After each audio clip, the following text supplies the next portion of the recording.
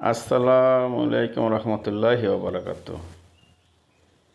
কেমন আছেন আমার ফেসবুক ফ্রেন্ড বন্ধুরা? আশা করি আল্লাহর রহমতে ভালো আছেন।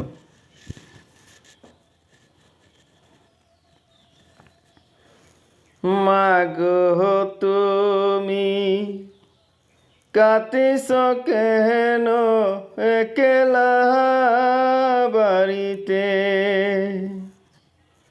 মাগো তুমি কাটিস কেন একলা বাড়িতে?